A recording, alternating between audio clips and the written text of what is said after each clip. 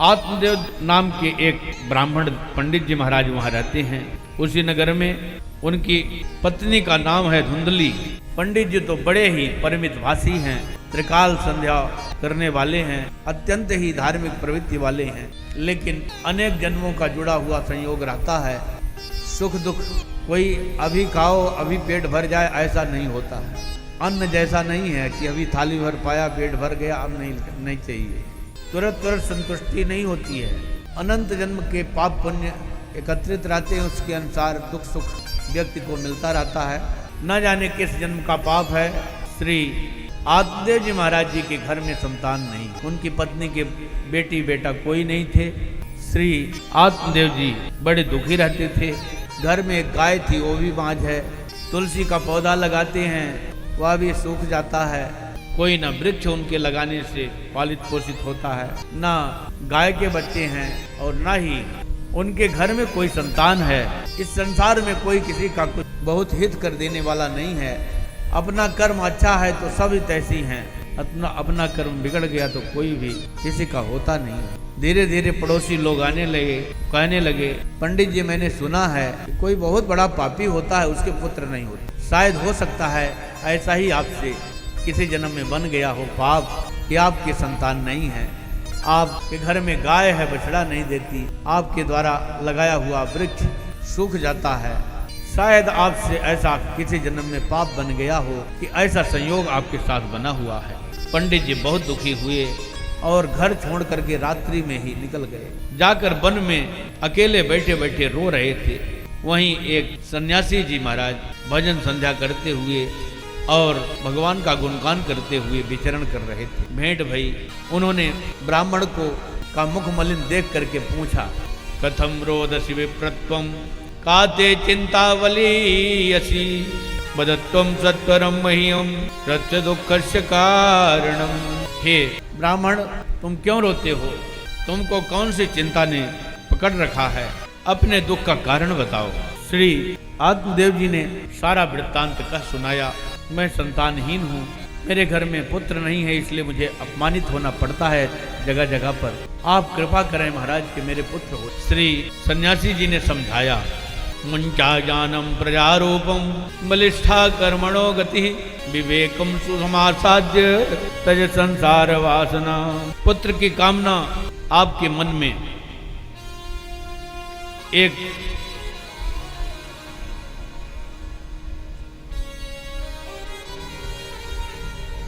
भ्रम मात्र है कि पुत्र से सुख ही प्राप्त होता है। ऐसा कोई आवश्यक नहीं है कि पुत्र के द्वारा सुख ही मिलेगा। सगर के 60,000 संतान थी, लेकिन अपने पिता को सुख न दे सकी, बल्कि कपिल भगवान के आश्रम में जाकर के दुर्वचन बोले और कपिल भगवान ने आंख उघार करके देखा, 60,000 के सब राख की ढेर बन गए। राजा अंग के बेन जैसा पुत्र हुआ, बड़ा ही विधर्मी था।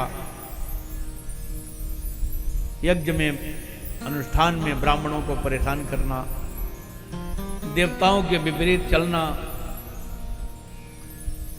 धर्म के प्रतिकूल आचरण करना उसका स्वभाव बन गया था। संतों ने श्राप दिया, वह नष्ट हो गया और अपने पिता को सुख न दे सका। तो यह जो झूठी भावना आपके हृदय में है कि पुत्र के द्वारा सुख ही प्राप्त होगा, ये कोई आवश्यक नहीं है।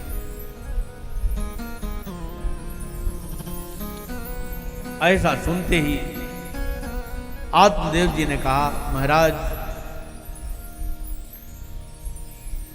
अपने मन की किसी से बता देना भी ठीक नहीं होता है। मैंने अपने मन की बात आपको बताई और आप प्रवचन करना चालू कर दिए।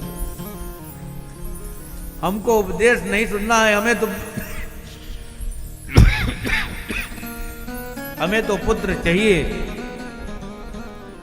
आप दे सकें तो हमें पुत्र दें, नहीं तो हम यहीं अपना माथा पटक करके मर जाएंगे। श्री सन्यासी जी ने सोचा अब इससे बहुत अधिक बात करने उचित नहीं है। एक फल दिया, ले जाओ अपनी पत्नी को खिलाना, भगवान ने चाहा तो उत्तम पुत्र की प्राप्ति होगी। फल को लेकर के आए आत्मदेव, धुंधली को फल दिया, इस फल को खा ले हो, एक साधु ने प्रसाद दिया है, इसको खा लेोगे तो तुम्हें उत्तम पुत्र की प्राप्ति होगी। धुंधली ने उस फल को रख दिया और कहा नहा धो करके पालूंगी, अभी तो कोई इतना जल्दी नहीं है।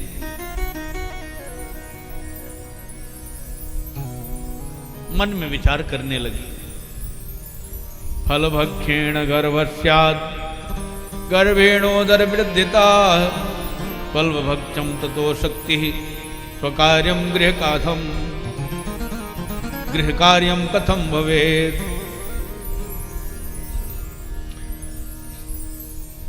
फल के खाने से गर्भ होगा और गर्भ से पेट हमारा बढ़ जाएगा, जिससे भूख कम लगेगी और थोड़ा खाऊंगी तो कमजोर हो जाऊंगी, तो हमारे घर का काम धाम कौन करेगा।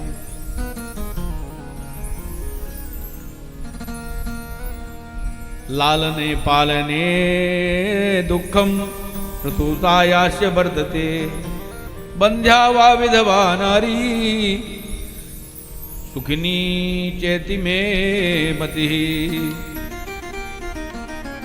लालन पालन में बड़ी दिक्कत होती है, कहीं पुत्र हो भी गया तो लालन पालन में बड़ा दुख होता है।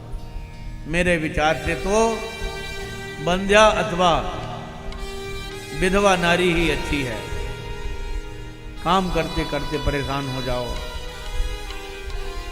बच्चों का लालन पालन में बड़ा दुख होता है, मुझे पसंद नहीं है। नाना प्रकार से तर्क वितर्क करते हुए फल को नहीं खाया।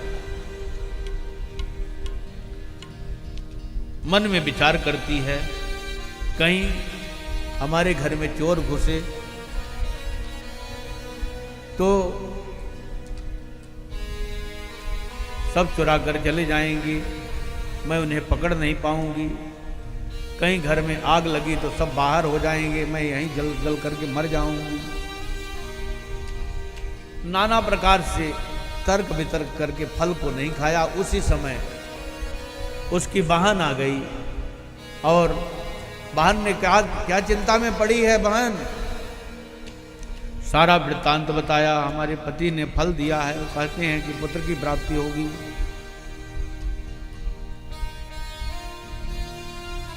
अरे साधु लोग बौराते हुए फिरते रहते हैं, तुम इनके चक्कर में मत पड़ना, कहीं फल खाने से पुत्र होता है।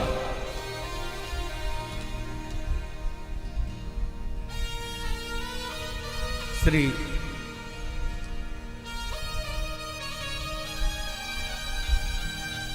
संतों की कृपा से तो भैया भगवान की प्राप्ति हो जाती है, पुत्र होना कौन सी बड़ी बात है। लेकिन विश्वासम फलदायकम, विश्वास ही फल को देने वाला है। कवने उस सिद्ध के बिन विश्वासा बिन हरि भजन न भगवय नाता। कोई भी सिद्धि बिना विश्वास के नहीं होती। विश्वास हो तो संत भी प्रत्यक्ष हैं, गंगा जी प्रत्यक्ष हैं, भगवान शालिग्राम प्रत्यक्ष हैं, भागवत प्रत्यक्ष हैं और वैष्णव ब्राह्मण भी प्रत्यक्ष हैं। ये सब भगवान के स्वरूप है।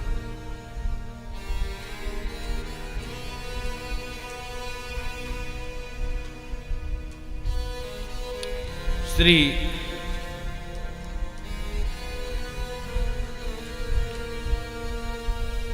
आत्मदेव जी की पत्नी ने बहन के कहने पर आ गई और फल को खिला दिया गाय को।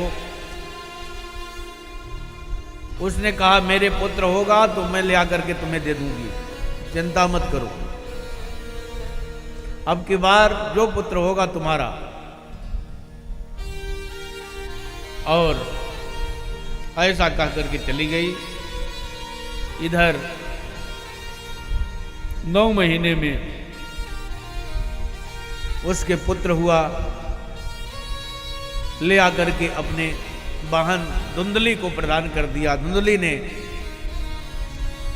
अपने पति आत्मदेव जी से कहा, आपके संतों की कृपा से, कृपा प्रसाद से सुंदर पुत्र की प्राप्ति हुई है। आत्मदेव जी बेचारे भोले भाले, वो तो विश्वास किए ही थे कि अब होगा, मान गए, पुत्र हुआ है, बहुत प्रसन्न हुए, खूब उत्सव करवाया।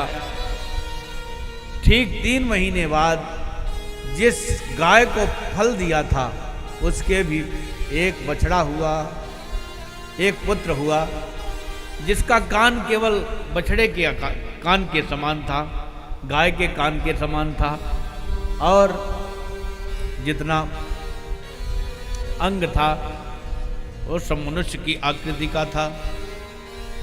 इसलिए श्री आत्मदेव जी ने उनका नाम गोकर्ण रख दिया और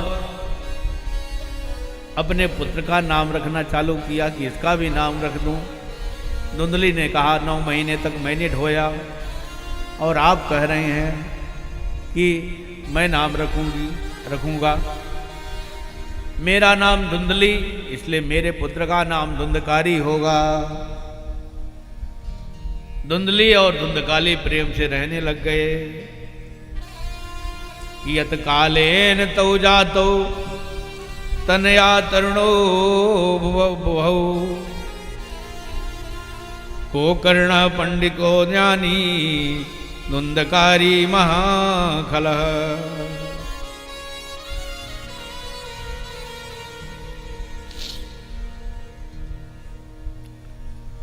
दोनों पुत्र धीरे धीरे बड़े होने लगे। दोनों पुत्रों के गुणों का विकास भी धीरे धीरे होने लगा, लेकिन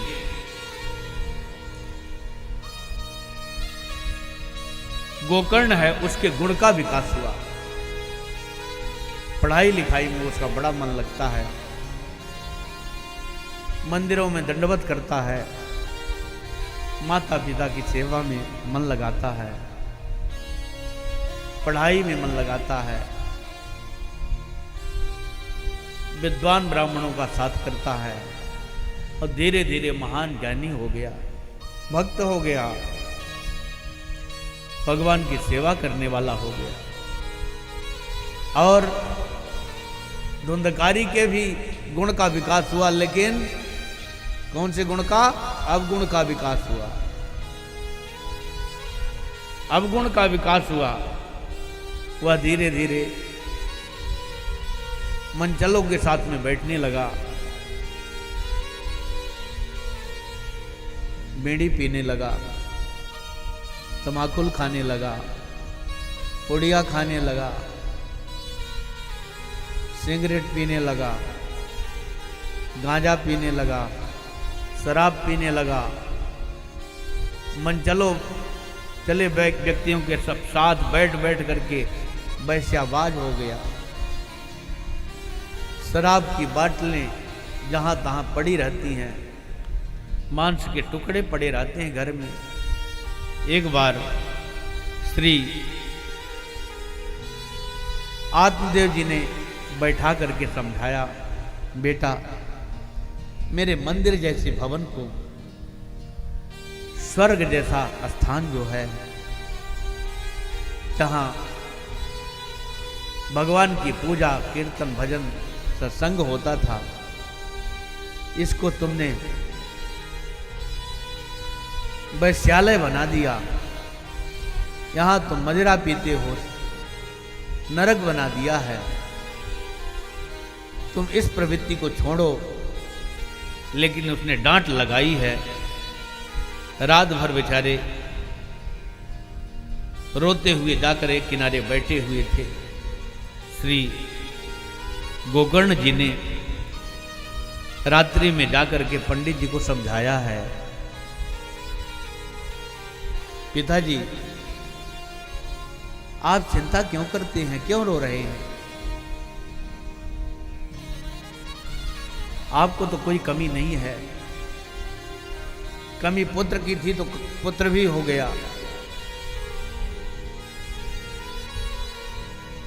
तो पुत्र ऐसे पुत्र चाहिए थोड़ी, तो नालायक हुआ है तो इसकी चिंता छोड़ो। ऐसे पुत्र से तो बिना पुत्र ही हम ठीक थे, तो अब पुत्र तो हो गया है, उसको तुम भगा नहीं सकते हो। ऐसा करो कि इसकी ममता छोड़ दो, तो ही चले जाओ कहीं तो ठीक है। देहेस्ति मांसरुधिरे विमतिं तजत्वं जायासुतादिषु सदा ममता विमुञ्च पश्यानिशं जगदिदं क्षणभङ्गुनिष्ठं वैराग्य राग रसिको भवभक्ति निष्ठा।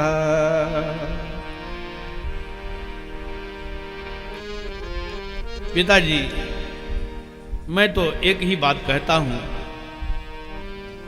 जो शरीर के प्रति मेरी ममता है उस ममता को छोड़ें। मैं हूं और मेरा है, इसको दोनों को छोड़ना पड़ेगा।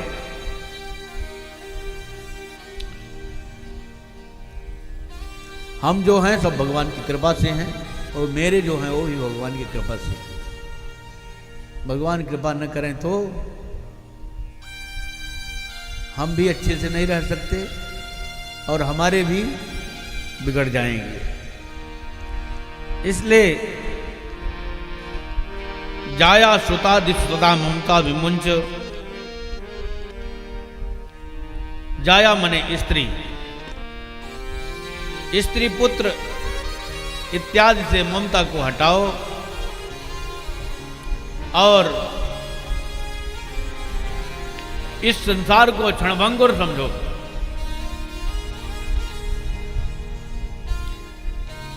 वैराग्य पूर्ण जीवन व्यतीत करो। कितना भी पालन पोषण करोगे इस शरीर का और अपनों का और अपने का, लेकिन एक दिन सबकी अवस्था ढलेगी और एक दिन शरीर जर्जर होगा, दुख भी भोगेंगे। अमर होकर कोई नहीं आया है, इसलिए ममता को छोड़ो, यथा योग्य व्यवहार करो।